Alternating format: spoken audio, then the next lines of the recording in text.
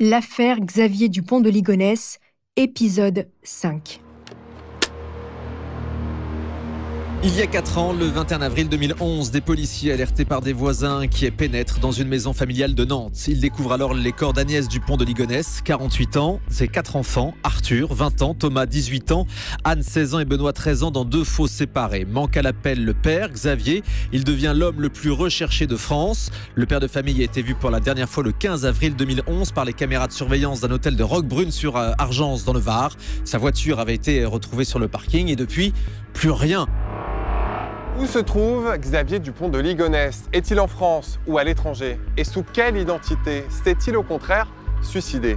Toutes les hypothèses, tous les scénarios sont envisagés pour cet homme décrit comme un stratège capable de se fondre dans n'importe quel environnement. Depuis 2011, Xavier Dupont de Ligonnès, suspecté d'avoir assassiné sa femme et ses 4 enfants, a disparu. Tout a été dit et écrit sur cet homme apparemment banal. Côté pile, un entrepreneur enthousiaste qui se débat pour réussir, un père et un mari aimant. Côté face, un homme ruiné, obligé d'emprunter ou de voler ses proches, un chef de famille qui calcule combien lui coûte chaque membre. Et si pour comprendre qui était vraiment Xavier Dupont de Ligonnès, il fallait revenir à ses premières années, son adolescence, son enfance, et même plus loin. Car vous allez le découvrir, quand on s'appelle Dupont de Ligonnès, les choses se jouent parfois avant la naissance. Vous écoutez Homicide, je suis Caroline Nogueras.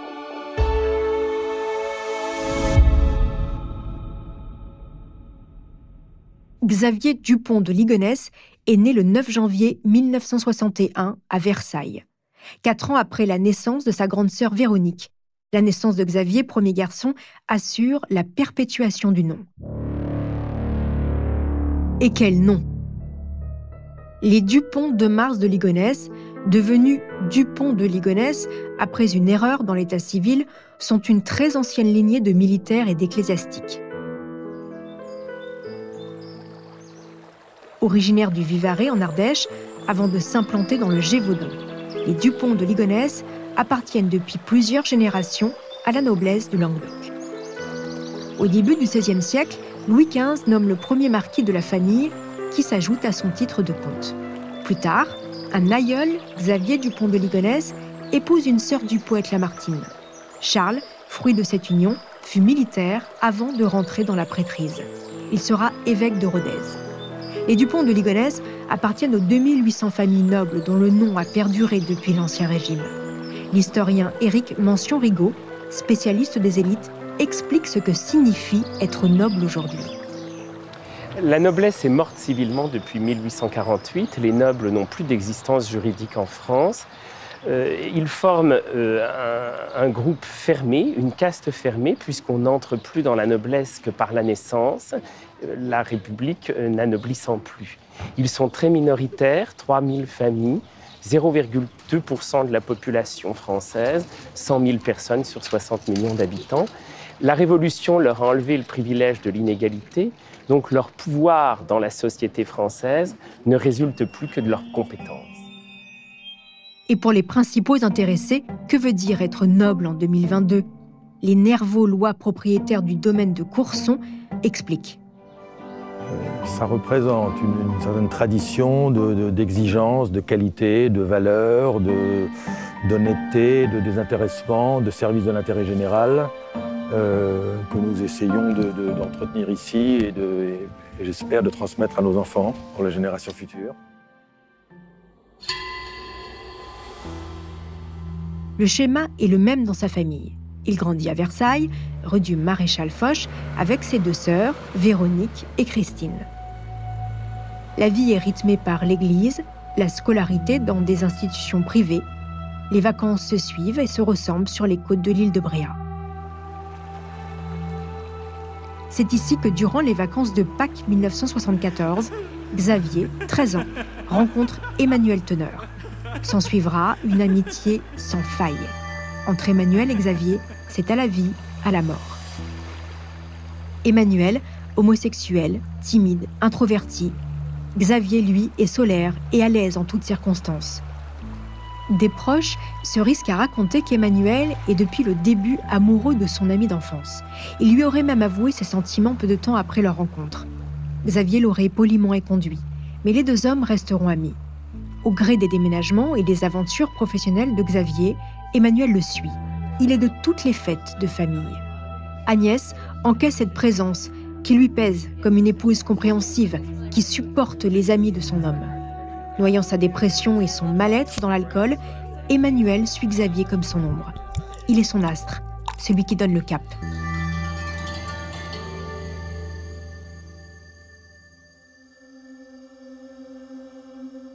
Il faut comprendre que Xavier Dupont de Ligonnès est magnétique et charmeur.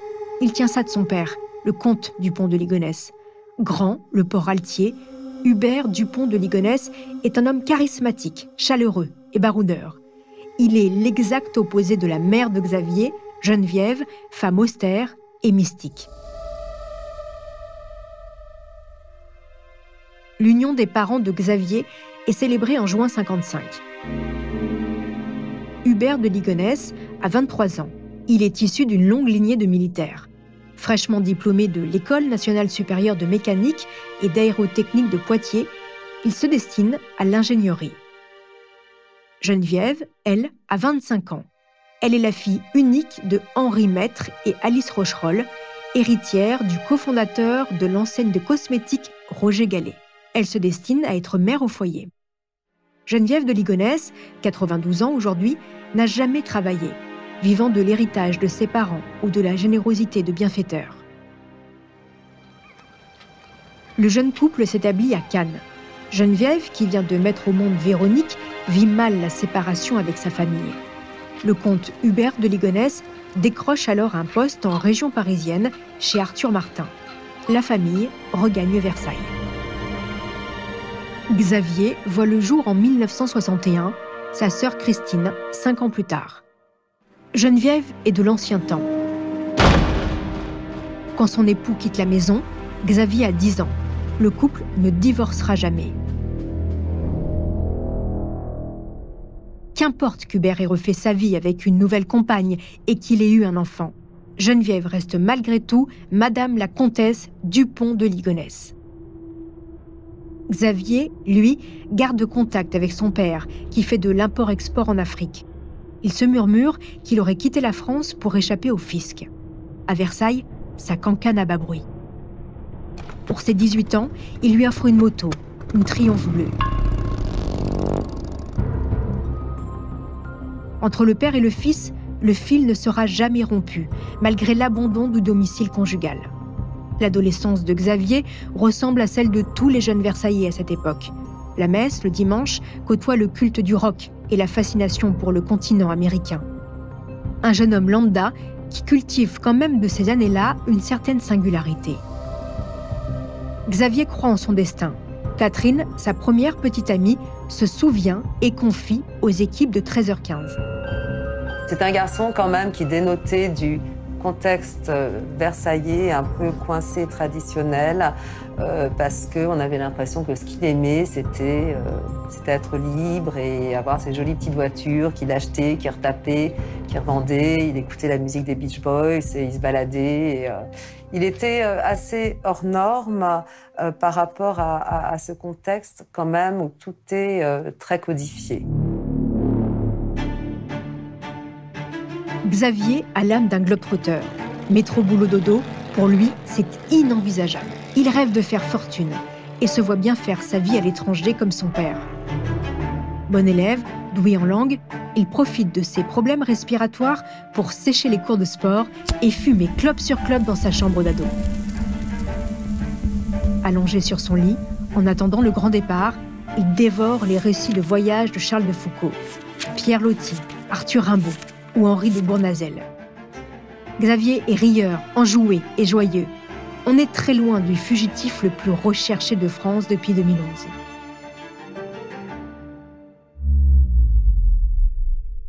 Après la mort d'Hubert Dupont de Ligonnès, son fils, Xavier, devient le comte de Ligonnès, garant de la perpétuation de la lignée. Arthur, Thomas, Benoît, morts, lui, disparu depuis plus de 10 ans, cette très vieille famille va s'éteindre définitivement. Un comble pour celui qui pensait survivre à tout, même à la fin du monde. La question de la foi, de la religion, est au cœur finalement de cette affaire, parce que c'est un homme qui était véritablement hanté, torturé, taraudé par la question de la foi jusqu'au bout. Quand on sait que plusieurs mois avant les meurtres, il passait son temps sur des sites de discussion catholiques, à parler de Dieu, des anges, de Lucifer, de l'ascendance de Jésus, etc. Et qu'après les meurtres, il a continué à aller sur des sites de discussion catholiques. Donc cette question religieuse est au centre de l'affaire. Ce que dit à BFM le journaliste Guy Hunier, auteur de La secte et l'assassin, sur l'affaire Dupont de Ligonnès, est capital. Et si pour élucider le mystère Xavier Dupont de Ligonnès, il fallait retourner aux origines, Versailles. Xavier y est né, ses sœurs y sont nées, tout comme ses parents. Versailles, ancienne ville royale, symbole aujourd'hui d'une bourgeoisie catholique traditionnelle de droite. Les enquêteurs qui vont se plonger dans l'histoire familiale de Xavier Dupont de Ligonnès vont le découvrir assez vite. La famille n'est pas catholique, versaillaise, classique comme les autres. Chez eux, le rapport au Christ va au-delà du cadre de l'Église. Il s'épanouit loin de la messe le dimanche matin. Il a un parfum de mysticisme et d'irrationnel. Geneviève Dupont de Ligonnès, la mère de Xavier, est aussi rigide qu'originale. Depuis l'âge de 7 ans, elle s'est engagée dans ce qu'on appelle une croisade eucharistique. Concrètement, elle combat les forces du mal grâce à la prière, la communion et le sacrifice. Née en 1930 sous le nom de Maître, Geneviève est fille unique. Elle dit communiquer avec Dieu. Il lui parle et elle retranscrit ses messages lors de sessions d'écriture automatique sur des cahiers. Ces écrits feront l'objet en 1974 d'une publication, Messages d'amour et de miséricorde, tirée à 11 000 exemplaires. Dans la foulée, elle crée l'église de Philadelphie avec à sa tête le chanoine Ridolfi. Écoutez là encore le journaliste Guy Hunier. L'église de Philadelphie, ça n'a rien à voir avec Philadelphie aux États-Unis. C'est Philadelphie en rapport avec l'Apocalypse de Saint Jean, où il y avait 7 églises, Smyrne, Éphèse, etc. Et il y avait une des églises qui s'appelle Philadelphie, qui était la seule qui échappait au courroux du Seigneur. Et donc Xavier grandit dans ce milieu apocalyptique, c'est-à-dire le monde est gouverné par Satan, l'apocalypse est proche, il faut se repentir, et seuls ceux qui se repentent pourront échapper au courroux de Dieu. Et pour ça, il faut venir dans mon église, parce que les autres sont corrompus.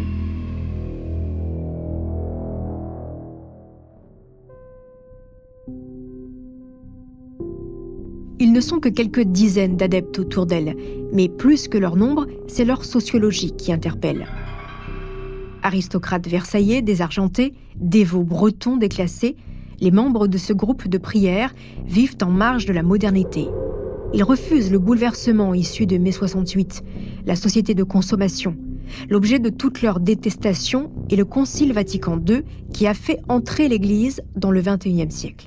Fini la messe en latin, oubliez l'accusation des Juifs comme peuple déicide. Et surtout, l'Église reconnaît que la justice des hommes supplante la justice divine. Geneviève de Ligonnès ne mange pas de ce pain-là et rallie les intégristes de Monseigneur Lefebvre, qui, pour info, sera exclu de l'Église catholique. Le jeune Xavier grandit dans cette ambiance de sécession religieuse. Sur un forum catholique, il écrit anonymement. À partir de 11 ans, je suis persuadé que le Christ va revenir juste avant la fin du monde. Je crois que c'est imminent, car ma propre mère est censée apporter la parole de Dieu. Baptisé également le jardin, car chacun y porte un nom de fleur, Philadelphia est le royaume de Geneviève, alias Violette. Autour d'elle, il y a Jean de Sézy, le grand argentier du groupe et bienfaiteur de la famille. Quand le comte Hubert de Ligonnès, le père, quitte le foyer pour vivre sa vie en Afrique, sans scier, l'entrepreneur achète l'appartement familial versaillais du 50 rue du Maréchal Foch. Il en laisse la jouissance à la fratrie. Pendant que Geneviève dialogue avec Dieu, Jean de Sézy paye les factures et subvient aux besoins de celle qui est restée seule avec ses 2 plus jeunes enfants, Xavier et Christine. Car Véronique, l'aînée, et son époux ont déjà pris le large. Geneviève impose ses propres règles de vie. Les bijoux sont interdits, tout comme la télévision et les animaux domestiques. Les tenues vestimentaires sont austères. Je vous passe les nombreux interdits alimentaires. Comme un chef spirituel sectaire, Geneviève défait les unions qui ne lui conviennent pas et exige parfois la déscolarisation des enfants. Plusieurs signalements parviendront même à la mission interministérielle de vigilance et de lutte contre les dérives sectaires, la Miviludes. Geneviève prédit l'apocalypse, la fin du monde. Toujours selon elle, seuls les adeptes seront épargnés. Après la destruction de la planète, les survivants auront alors la charge de repeupler la Terre. Le chanoine Ridolfi, alias Rose Rouge, sera le prochain pape. Xavier, appelé Jacinthe, est l'élu, le numéro 3 d'un gouvernement suprême. Il a été élevé dans cette croyance durant toute son enfance. Il la porte en lui. Catherine, son premier amour rencontré sur les bancs du lycée à Versailles, se souvient pour 13h15 le dimanche d'un jeune homme original, mais pas seulement. Il semblait dire qu'il avait effectivement un grand destin qui l'attendait, sans rentrer dans les détails. Qu'il était formaté, programmé pour accomplir un rôle important à l'échelle historique. À Bruno de Stabenrath, l'ami rencontré sur les bancs du lycée, Xavier confiera. Maman a ses lubies, ses révélations. Elle a toujours été habitée. Elle est un peu dingue. Elle est un peu dingue.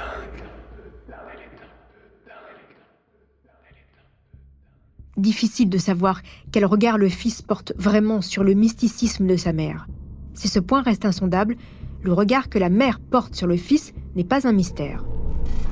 Dans le livre écrit par Bruno de Stabenrath, L'ami impossible, publié chez Gallimard, l'auteur écrit « Depuis son enfance, sa mère le confortait dans l'idée qu'il était spécial, couvé par des divinités célestes et promis à une vocation extraordinaire qui se révélerait à moyen terme et la sauverait d'une apocalypse latente. » Même s'il n'est pas un membre très actif de Philadelphia, Xavier garde cette prédiction dans un coin de sa tête. C'est une issue, une sorte de plan B, un fantasme auquel il se raccroche. Été 1981, Xavier se fiance en Corse avec Agnès, qui a rejoint le jardin. Emmanuel Teneur, l'ami, également membre de Philadelphia, est chargé de chaperonner les deux tourtereaux. Le chanoine Ridolfi bénit le jeune couple. Geneviève a adoubé sa future belle-fille. Le groupuscule vivote dans le secret. Le 22 novembre 1987, le chanoine Ridolfi, objecteur de conscience de Geneviève, meurt à l'âge de 69 ans. Pour les adeptes qui croyaient leur chef spirituel immortel, c'est un choc. Très vite, la mère de Xavier Dupont de Ligonnès rassure ses ouailles à coups de nouvelles missives venues de l'au-delà. Le chanoine Ridolfi reviendra de là-haut bientôt, et on célébrera sa résurrection. Au printemps 1995, Geneviève annonce l'imminence de l'apocalypse.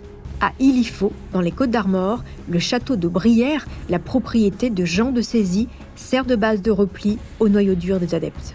Il y a là-bas de la place et de quoi tenir un siège, du fioul et de la nourriture en prévision de la fin du monde. Xavier, jeune père de famille de 34 ans, est installé à Sainte-Maxime avec Agnès. Il est chargé de rameuter les adeptes du Var pour se rassembler pour le grand jour, prévu en décembre. Le premier prévenu est évidemment Emmanuel Teneur, installé depuis peu à Draguignan. Agnès prépare le dîner pour cette soirée, pas comme les autres.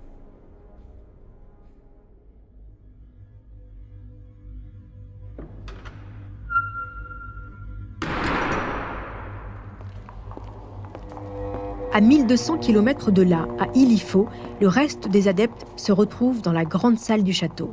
Suivant les instructions de sa mère, Christine, alors âgée de 29 ans, a des rapports sexuels avec tous les hommes présents. Elle est chargée de porter le Sauveur, réincarnation du Christ et de Satan. Mais de cette nuit-là, aucun sauveur ne verra le jour. La déception est de taille, les langues se délient, une partie des adeptes quitte définitivement le groupe. Cet épisode marque la fin de l'attachement d'Agnès à Philadelphia. Comme d'autres, l'épouse de celui qui devait être le nouveau roi ne croit plus en ses fadaises. Elle reprend le chemin de la paroisse de son enfance. Elle se rend à la messe tous les dimanches avec ses 2 plus jeunes enfants.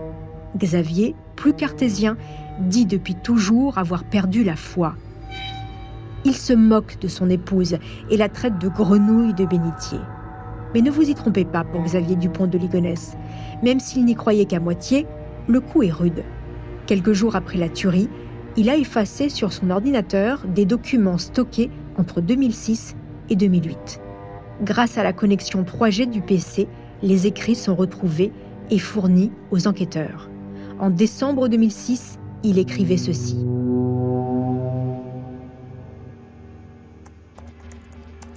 La première des illusions, c'est d'avoir réalisé que ma mère avait créé un monde inexistant, un monde virtuel, son monde à elle, imaginaire.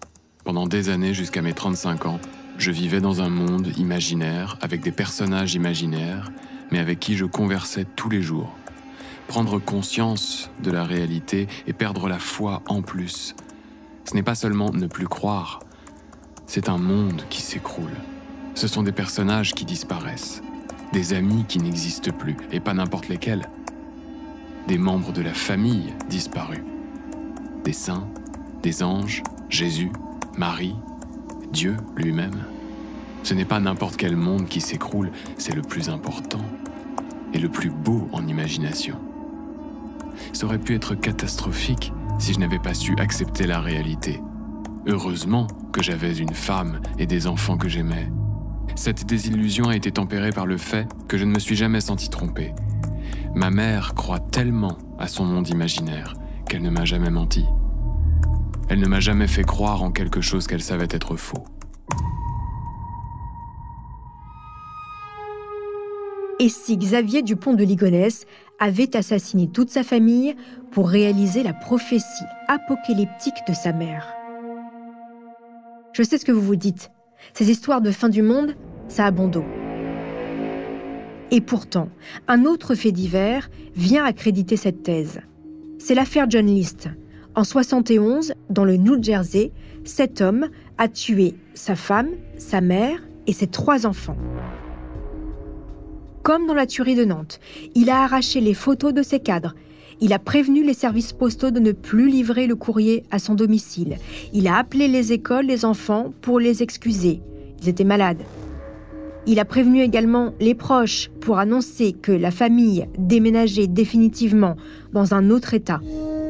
Mais contrairement à Dupont de Ligonnès, List a avoué.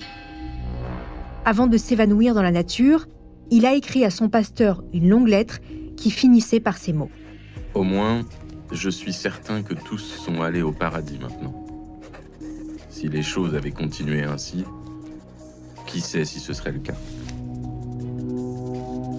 Acculé par les dettes, sans travail depuis des mois, vivant dans le mensonge et la peur d'être découvert par ses proches, John List avait plaidé dans sa confession le meurtre altruiste.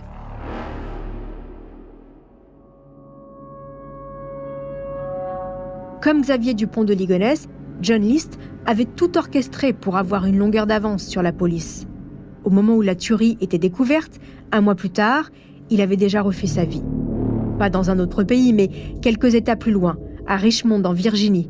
Pendant 18 ans, alors que le FBI piétinait, il s'est remarié, a travaillé, est allé à l'église tous les dimanches et vivait paisiblement sous le nom de Robert Clark.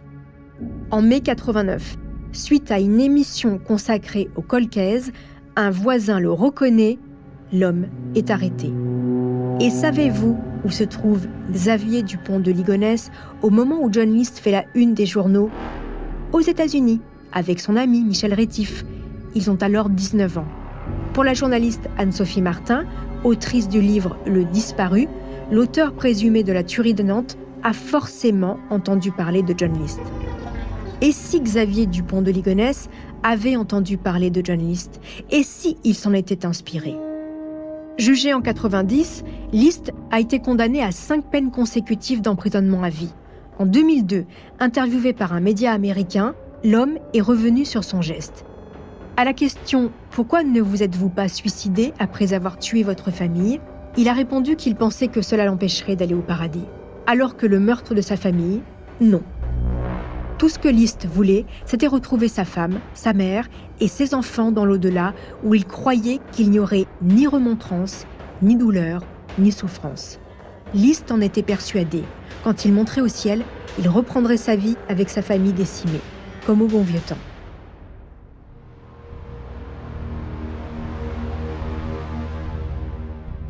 Les signalements dans les monastères sont particulièrement scrutés par la police. Dès 2011, celui de Sainte-Madeleine du Barou, dans le Vaucluse, fait l'objet de vérifications. L'homme y avait séjourné à plusieurs reprises dans les années 80 pour des retraites spirituelles. Mais ça ne donne rien. Janvier 2018, 2 promeneurs sont persuadés d'avoir reconnu le fugitif au monastère Saint-Désert des Carmes, dans le Var. Nous sommes dans la région où Xavier Dupont de Ligonnès a disparu en 2011. Un moine lui ressemblerait fortement. La police décide de fouiller le monastère. La perquisition ameute les journalistes. Le moine se soumet à un test ADN, mais il n'est qu'un sosie. En mai 2021, le journal du dimanche révèle qu'une perquisition a eu lieu par la police judiciaire de Nantes et de l'Office central pour la répression des violences aux personnes à l'intérieur de l'abbaye de Saint-Michel-en-Brenne dans l'Indre.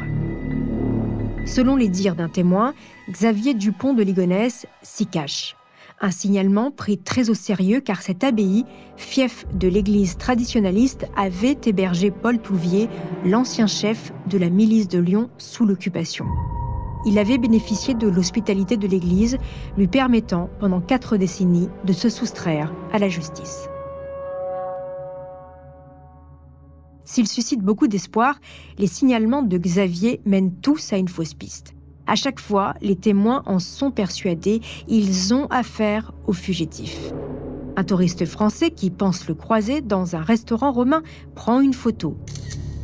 La police analyse le cliché.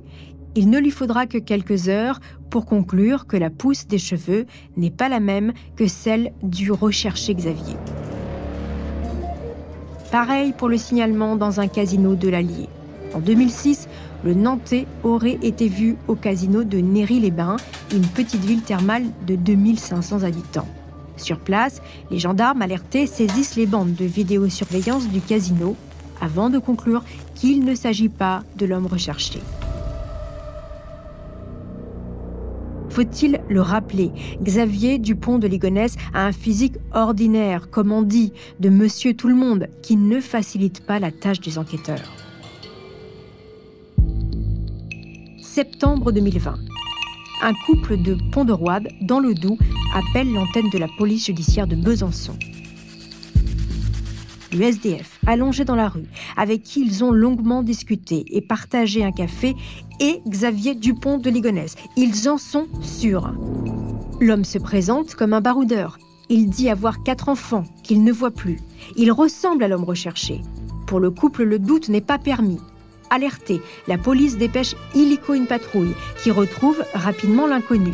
Procède aux vérifications d'usage, le soumet à une audition et le relâche. Le rapport note une ressemblance physique troublante avec le fugitif, mais rien de plus. Des signalements, il y en a beaucoup. Des farfelus, des sérieux, des très sérieux. Et puis, il y a ce 11 octobre 2019, 8 ans après la tuerie de Nantes. L'actualité est calme. C'est soir de match. La France affronte l'Islande dans les qualifs pour l'Euro. Guy Joao est un retraité franco-portugais de 69 ans. Il vient d'atterrir à Glasgow, en Écosse, en provenance de l'aéroport Charles de Gaulle. Il s'apprête à rejoindre son épouse. Il est arrêté à sa descente de l'appareil. L'homme ne comprend pas ce qui lui arrive. Il demande ce qu'on lui reproche. Personne ne répond. Pendant son interrogatoire, les policiers lui demandent son nom. 1 fois, 10 fois, 100 fois. Il le répète, il s'appelle Guy Joao. Ça fait 69 ans que je m'appelle Guy Joao. C'est pas aujourd'hui que ça va changer, répond le retraité qui habite à Limay, dans les Yvelines. Pas de chance, l'homme ne sait pas qui est Xavier Dupont de Ligonnès. Et oui, ça existe. Il n'en a jamais entendu parler. Interrogé par M6 en janvier 2020, le sosie de Xavier Dupont de Ligonnès raconte ses 26 heures d'enfer. Deux policiers me prennent, me mettent les menottes et m'emmènent me mettre dans un petit fourgon de police à l'arrière, comme les chiens, et nous partons. Je ne sais pas où, je ne sais pas ce qui se passe. On m'amène dans les locaux. Là commence l'interrogatoire. On pose des questions, je pense, pour incarcérer une personne. C'est mon nom, mon adresse. On m'emmène ensuite dans une cellule. Et au fond de cette cellule, vous avez le sol est rehaussé de 5 cm pour faire un semblant de lit. Et vous avez une paillasse qui en fait 3 cm d'épaisseur en plastique. Et voilà, vous êtes donc dans cette pièce, dans cette cellule. Vous n'avez ni table ni chaise. Et vous êtes là. Vous n'avez pas 36 solutions, soit que vous êtes debout ou allongé sur ce semblant de lit. Donc au bout d'une demi-heure, 1 heure, vous avez mal partout. Vous avez les os qui vous font mal évidemment. Vous dormez sur du béton. Et pour manger, vous mangez comme un chien au sol. Étant donné que vous n'avez ni chaise ni table, donc vous buvez et vous mangez au sol comme un chien. Je suis toujours dans mon 5e monde. C'est un film, je le dis à tout le monde, c'est la télé, c'est pas croyable, c'est le cinéma. Ce n'est que le lendemain que les tests ADN vont parler et innocenter définitivement Guy Joao. Alors que s'est-il passé? Vous allez comprendre, c'est un très mauvais concours de circonstances qui en dit long sur les rouages de la police, la lenteur de la justice et l'intérêt autour de cette affaire. Le vendredi 11 octobre, vers midi, la police écossaise signale un homme sur le vol EasyJet Paris-Glasgow du lendemain. Ses empreintes matchent avec le mandat d'arrêt de Xavier Dupont de Ligonnès. Le signalement fait suite à une dénonciation anonyme jugée fiable. De l'autre côté de la Manche, les enquêteurs de la PJ de Nantes, toujours en charge de l'affaire, tentent de vérifier le tuyau des Écossais. Et vous allez voir, ça ne sent pas bon dès le début. Pour commencer, il n'y a pas de vol EasyJet prévu le samedi entre Paris et Glasgow.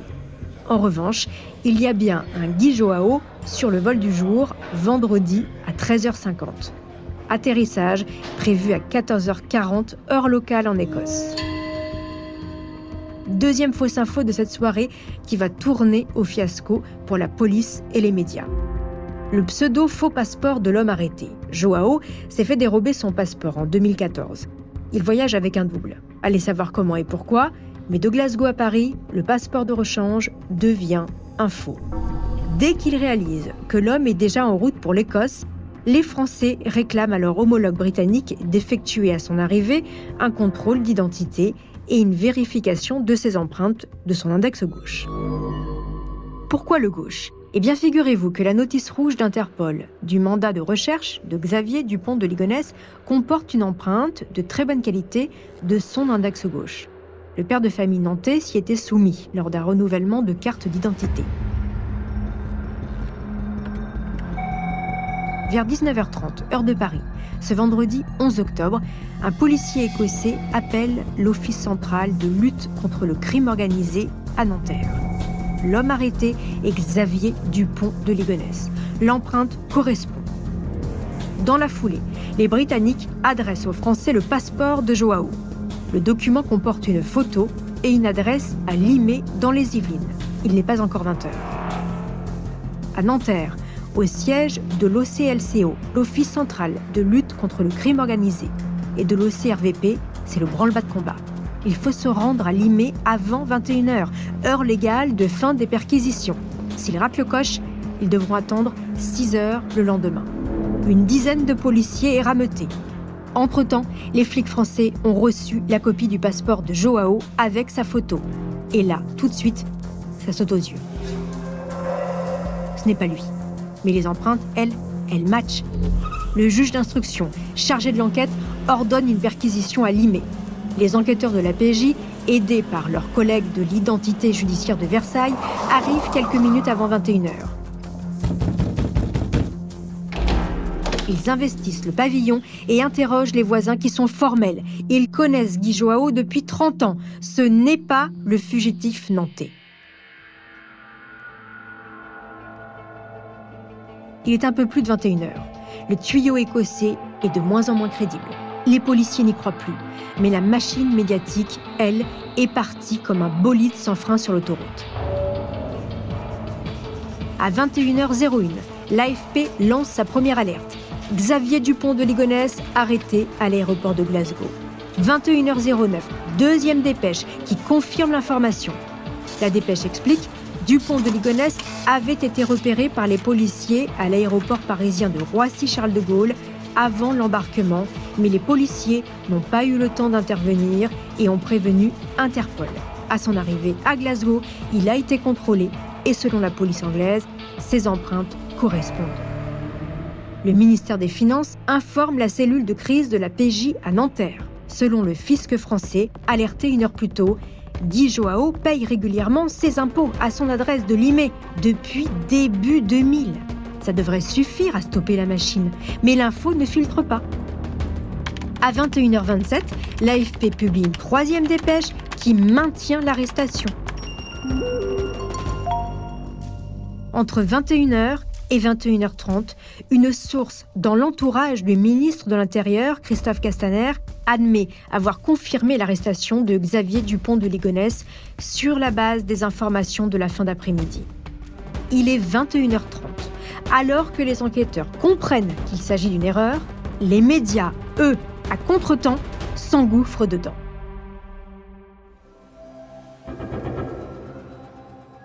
Sur le terrain, les signaux d'alerte vont se multiplier.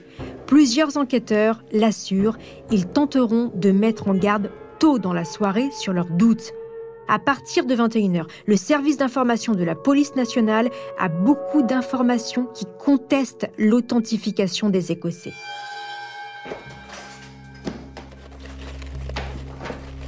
La perquisition à l'intérieur du pavillon de Limay ne donne rien, bien sûr. L'identité judiciaire a effectué des prélèvements avant de quitter les lieux. Toute la soirée, les enquêteurs de la PJ réclament aux Écossais de leur envoyer l'empreinte de l'index gauche de Guy Joao pour se faire une idée directe. Mais curieusement, l'empreinte ne leur sera jamais envoyée.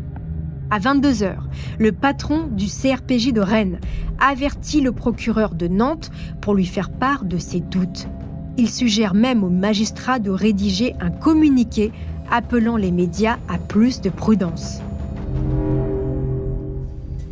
Dans les salles de rédac, vers 22h, il serait encore temps d'arrêter les rotatives prévues à 23h30. Toute la presse écrite est encore en mesure de mettre tout ça au conditionnel. Il faudra plus de 2 heures pour que le procureur de Nantes, via l'AFP, appelle à la prudence. La dépêche, évoquant les propos du magistrat faisant état d'une suspicion sur les empreintes en cours de vérification, tombe à minuit 26 le samedi 12 octobre. Trop tard pour les rotatives et la une du Parisien.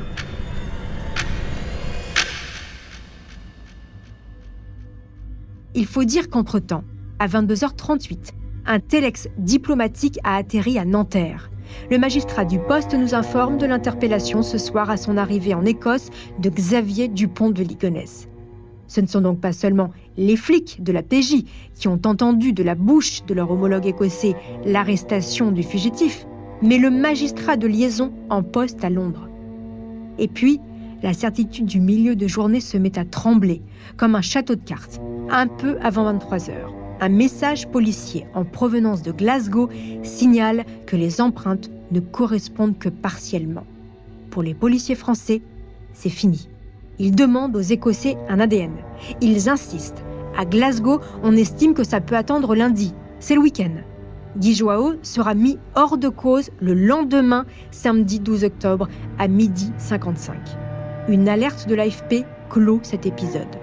L'homme arrêté à Glasgow n'est pas Dupont de Ligonnès après un test ADN négatif.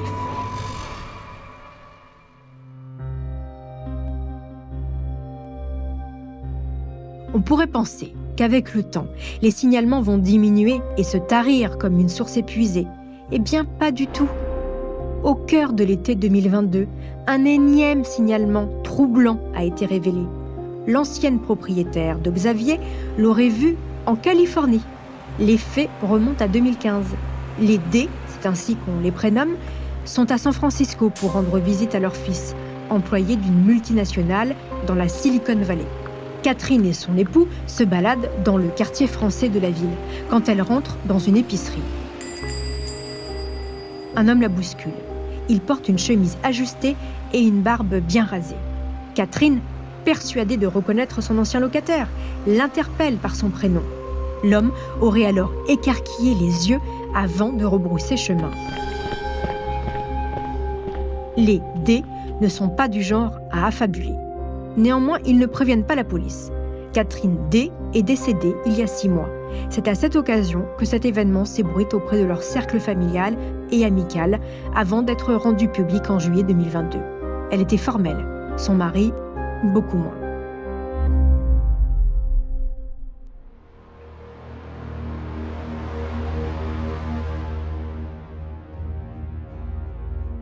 En 11 ans, le quartier du 55 boulevard Schumann à Nantes a sacrément changé. La couturière, qui avait donné l'alerte, a quitté les lieux, trop marquée par le drame.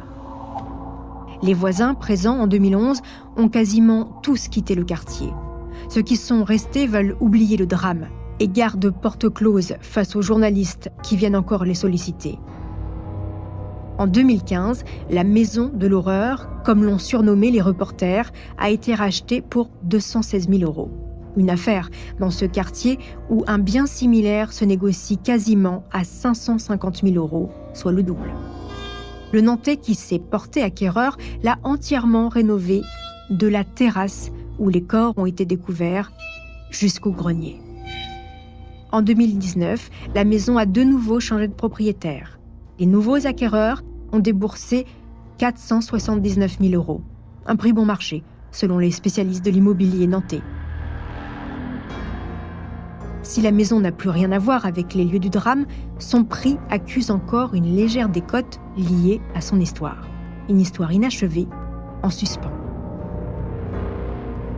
À Nantes comme ailleurs, on s'interroge sur le sort de l'homme le plus recherché de France. Est-il mort ou en cavale ? S'il est vivant, où est-il ? Le parfum du mystère attire toutes les théories farfelues.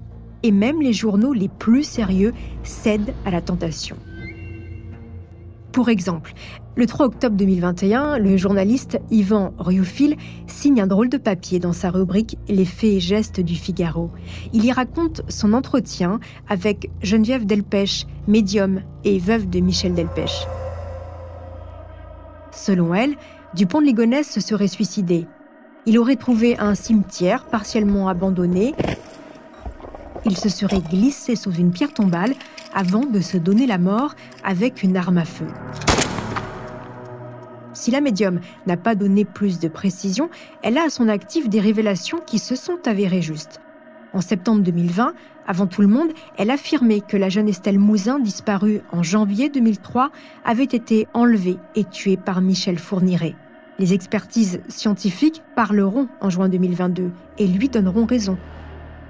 Les traces ADN retrouvées sur le matelas saisi chez le tueur en Syrie en 2006 appartiennent bien à la jeune Estelle. La théorie du suicide fait des émules. Jacques Pradel, journaliste et présentateur pendant une décennie de l'heure du crime sur RTL, pense aussi que l'homme est mort. Guy Hunier a étudié l'affaire de Nantes. Journaliste indépendant, spécialisé dans les affaires criminelles, ancien cadre de l'industrie pharmaceutique, il a mis à profit ses connaissances scientifiques dans l'affaire Dupont de Ligonnès. Pour lui, ça ne fait aucun doute. La dernière image du principal suspect qui abandonne son véhicule sur le parking du Formule 1 de Roquebrune-sur-Argens et qui emprunte la route des Châtaigniers va mettre fin à ses jours. Toujours selon ce journaliste, il faut explorer les cavités de Roquebrune-sur-Argens. Il estime que les recherches effectuées par les gendarmes se sont concentrées au mauvais endroit. Guy Hunier, pour son enquête, a mis ses pas dans ceux de Xavier Dupont de Ligonnès, comme il l'explique à BFM TV. Moi, je suis allé sur place, j'ai dormi dans le même hôtel et j'ai regardé autour du rond-point ce qui se passait. S'il marche 1 heure sur la route, c'est la Nationale 7. Il y a un monde fou qui passe là. paraît très difficile qu'il n'ait pas été vu. L'autel, si vous voulez, c'est un trompe-l'œil. C'est-à-dire, on se focalise sur l'autel, mais c'est pas là le centre de l'histoire. C'est un subterfuge. La même chose que ce qu'il a fait à Nantes quand il avait caché les corps sous la terrasse en disant « ne vous intéressez pas à la terrasse, c'était là avant, etc. » Il est très doué pour envoyer des écrans de fumée. Pour étayer sa thèse, qu'aucune découverte concrète ne confirme, Guy Hunier rappelle que le suicide avait déjà été évoqué par Xavier Dupont de Ligonnès. 1 an et demi avant la tuerie, acculé par les dettes, son couple au bord de la rupture, Xavier Dupont de Ligonnès parle déjà de se foutre en l'air. En effet, début 2010, il se confie par mail à des amis proches, Dominique et Mathieu. Si ça tourne mal, je n'ai que 2 solutions. Me foutre en l'air avec ma voiture ou foutre le feu à la baraque quand tout le monde dort.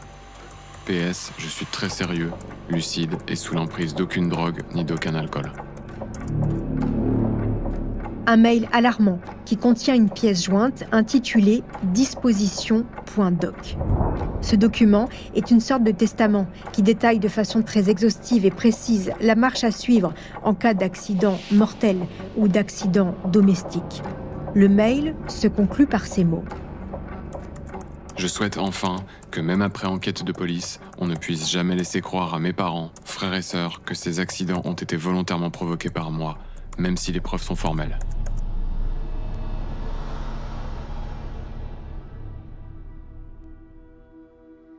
Le 28 avril 2015, des ossements sont découverts par un promeneur dans la forêt de Bagnols, près de Fréjus, dans le Var. Nous ne sommes pas loin de l'endroit où a été vu pour la dernière fois le fugitif. Face à l'emballement médiatique, qui croit percevoir l'issue finale de cette affaire, Danielle Drouy-Héral, la procureure de la République de Draguignan, dépêchée sur place, fait un point presse. Les ossements sont très éparpillés parce que vraisemblablement les bêtes sauvages ont fait leur affaire dans cette partie du territoire. Pour tout vous dire, il y a aussi une petite facturette d'achat de 2011, ce qui nous fait aussi réfléchir à 2011, puisque c'est la dernière année où on a pu croiser M. Dupont de Ligonnès sur site. Il y a quelques éléments, traces qui peuvent laisser penser qu'il s'agit d'un homme. De façon un peu anecdotique, il y a une bombe de mousse à raser. Mais ça peut être aussi, compte tenu de la disposition, quelqu'un qui a accumulé des choses. Donc nous ne savons, à l'heure à laquelle je vous parle, rien sur l'identité de cette malheureuse personne qui est morte là-haut. Si nous ne privilégions pas cette hypothèse, nous ne pouvons pas non plus l'exclure. Qu'importe les précautions de la procureure, les médias s'emballent. Ça y est, on en est certain, on a retrouvé l'homme disparu dans la nature 4 ans plus tôt. Pourtant, dès le début, rien ne colle. Un os s'est retrouvé avec une broche. Xavier n'a jamais subi d'opération avec pose de broche. Les vêtements retrouvés sur place ne sont pas de la taille du suspect. Les lunettes, elles aussi, ne correspondent pas à la myopie du suspect. Mais un élément intrigue et pousse tous les enquêteurs à y croire. Près du cadavre, on retrouve une page du quotidien local Var Matin datant de juillet 2013 et qui relate les investigations de la PJ dans la région. Les restes humains saisis par la police judiciaire sont tout de même analysés. Les résultats tombent et sont sans appel. Il ne s'agit pas de Xavier Dupont de Ligonnès. Revenons à la piste de la cavale. Et si, depuis 11 ans, l'homme le plus recherché de France se cachait ? Asie, Amérique du Sud, États-Unis, les pistes sont nombreuses. Faut-il le rappeler, Xavier Dupont de Ligonnès parle parfaitement l'anglais et l'espagnol sans aucun accent. Tous ses amis le disent, aux États-Unis, quel que soit l'État, il pouvait passer pour un gars du coin.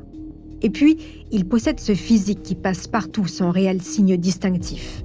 Avant la tuerie, il avait déjà un goût pour la mue physique. Du jour au lendemain, sans prévenir ses proches, il pouvait se raser la tête, se laisser pousser la barbe, se faire un bouc. Une tendance à changer de visage qu'on devine sur les photos. Ni tout à fait un autre, ni tout à fait le même. De quoi l'imaginer incognito au bout du monde. Les plus fervents défenseurs de la thèse de la cavale sont ses proches. Au premier rang de ceux qui le pensent en cavale et innocent, on trouve Christine et Bertram de Verdun, sa sœur cadette et son beau-frère. Depuis le début, ils ne croient ni à la thèse du suicide, ni à celle d'un Xavier qui a assassiné toute sa famille. Pour eux, les corps retrouvés sous la terrasse ne sont pas ceux d'Agnès, Arthur, Thomas, Benoît et Anne. Pour étayer leur point de vue, la sœur et le beau-frère du principal suspect ont créé un blog dans le but de rééquilibrer la problématique de l'affaire de Nantes et de remettre à l'honneur la présomption d'innocence. Il s'adresse en particulier à tous ceux et celles qui restent meurtris et qui ne renoncent pas à comprendre. En tant que partie civile, nous avons pu constater dans le dossier que les informations qui ont fuité dans les médias provenaient d'une sélection d'éléments à charge, pour une raison que nous ne nous expliquons pas, alors qu'il existe pourtant quantité d'éléments à décharge dont l'importance est minimisée. Pour résumer notre position, réfléchir autrement. Bertram et Christine de Verdun.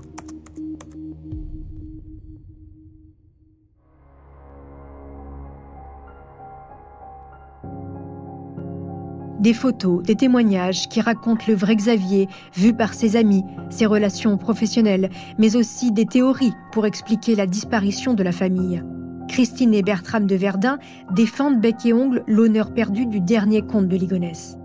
Ils parlent de mort officielle d'Agnès, le tout parsemé de citations issues de la Bible ou d'ailleurs. Le clan Dupont de Ligonnès en est certain. Xavier n'a pas pu assassiner sa famille. Christine liste tous les points qu'elle juge problématiques. L'absence de fautes d'orthographe dans ses dernières lettres, alors qu'il était coutumier des erreurs d'accord. Xavier souffrait du dos, alors comment aurait-il pu ensevelir 4 corps sous la terrasse, haute de 1,20 m? Christine et sa mère, restées silencieuses, en sont persuadées, Xavier est en vie. Menacé, il ne serait pas libre de ses mouvements, mais il ne peut pas avoir tué sa famille, comme elle le confie 1 an après le drame. J'ai jamais pensé une seule seconde que mon frère puisse tuer sa famille. Il n'a jamais présenté ce caractère de... non. Ça m'a paru totalement improbable dès le départ. Et avec le recul d'une année, je persiste dans cette position.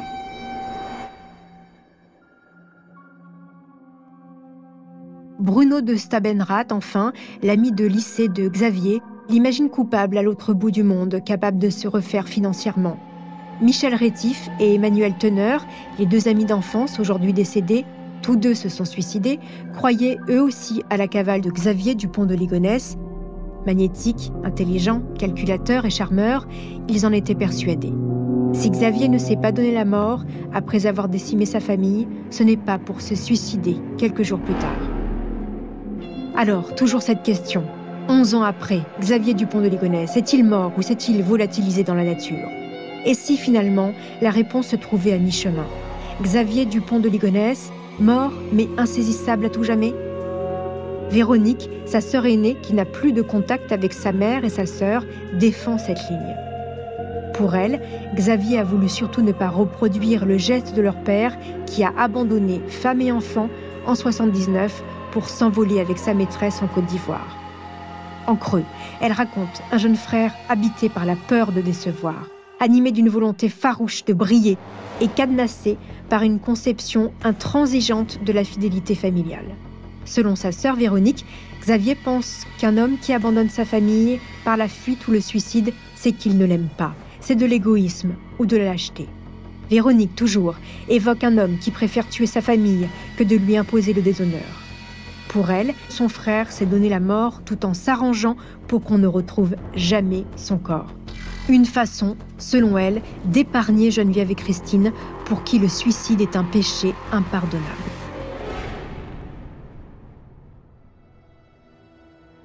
En disparaissant, sans laisser de traces, Xavier Dupont de Ligonnès a emporté avec lui son dernier secret et toutes les réponses aux questions autour de la mort d'Agnès, Arthur, Thomas, Anne et Benoît.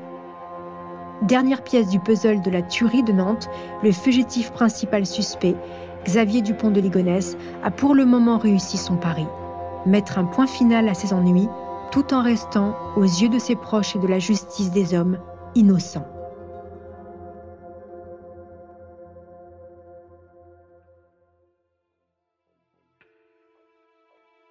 Voilà.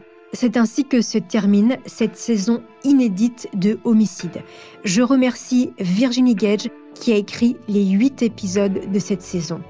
En attendant la prochaine, n'hésitez pas à nous écrire. Je serai ravie de vous lire et de voir vos étoiles sur Apple Podcasts, Castbox ou toutes vos applis de podcast préférées.